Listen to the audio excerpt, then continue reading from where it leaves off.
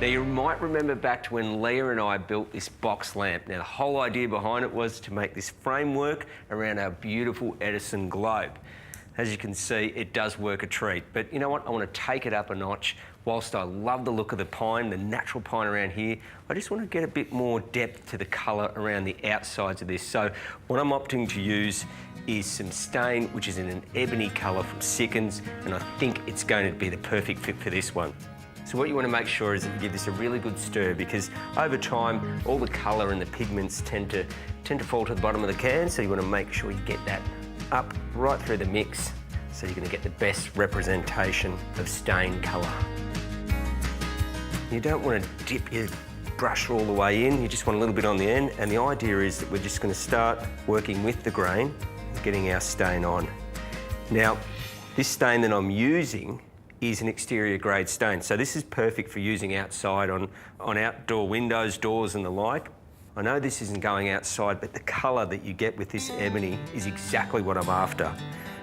And the idea being is that it's going to give it almost a bit of a charcoaly burnt sort of look to the timber. It's going to allow the actual grain of the timber to shine through as well, which is really important, and that's what I'm after.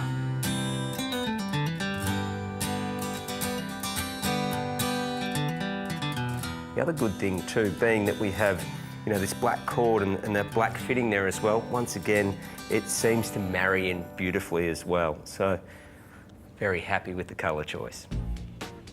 Now, the beauty with using an oil-based stain like this is that it really flows easily off the brush as well. So, working it around all these little fiddly bits makes it easy when it's so easy to apply.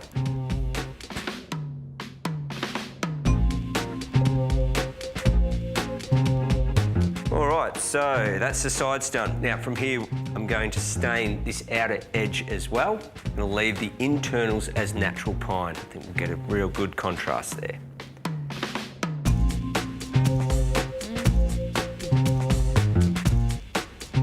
So look, when you're painting two areas that are close together, what you want to make sure that you're doing is not overlapping with your brush over stuff that you've already painted. Two resins, one that really needs 16 hours to dry, but more importantly, you're going to get brush marks and overlap marks, and the finish won't be good.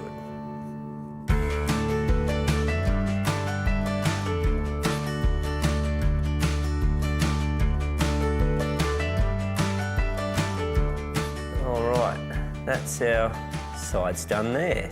Basically what we've got now is we've now brought in some contrast into this outer box, which works really well with the natural pine inside.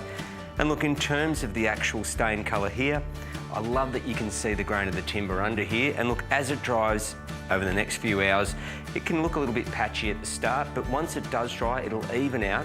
But if you do decide that you want to darken it and bring more intensity into the colour, that's the beauty of this product. You can just keep putting more coats on till you get the perfect colour that you want. But for me, I'm pretty happy with what I see here.